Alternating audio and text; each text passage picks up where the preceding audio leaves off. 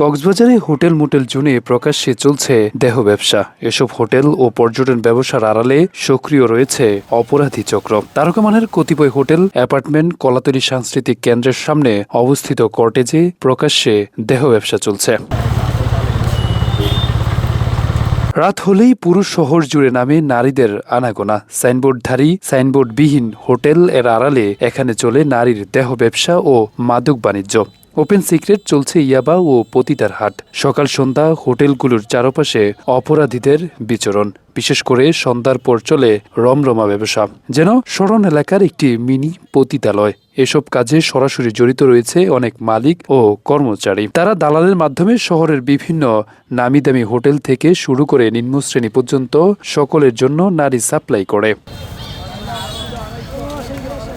তাছাড়া পতিতা ও খদ্দরের খুঁজে ব্যবহার করা হচ্ছে শিশু ও কিশোরদের।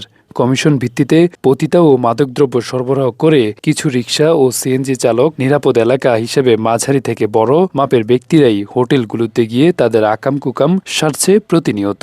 তবে এদের কোনো ভয় নেই, পুলিশের অভিযানেও তেমন দেখা মিলে না।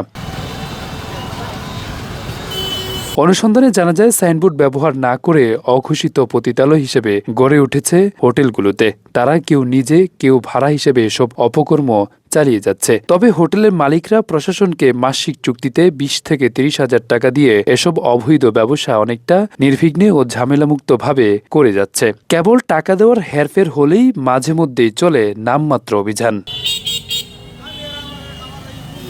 সব মিলিয়ে প্রশাসনের খামখেয়ালিপনায় হোটেলগুলোর অপরাধ ও অপরাধীদের নিরাপদ আস্তানায় পরিণত হয়েছে বলে জানিয়েছেন স্থানীয়রা। স্থানীয়দের দাবি, এখন দিনরাত 24 ঘন্টাই চলছে হোটেলগুলোতে নানান অপকর্ম। হাত বাড়ালেই মিলছে বিভিন্ন দামের পতিতা ও নেশাজাত দ্রব্য।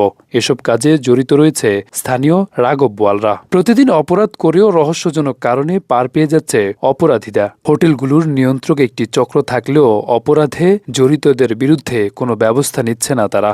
এ কারণে বাস টার্মিনালের হোটেলগুলো পাপের স্বর্গরাজ্যতে পরিণত হয়েছে।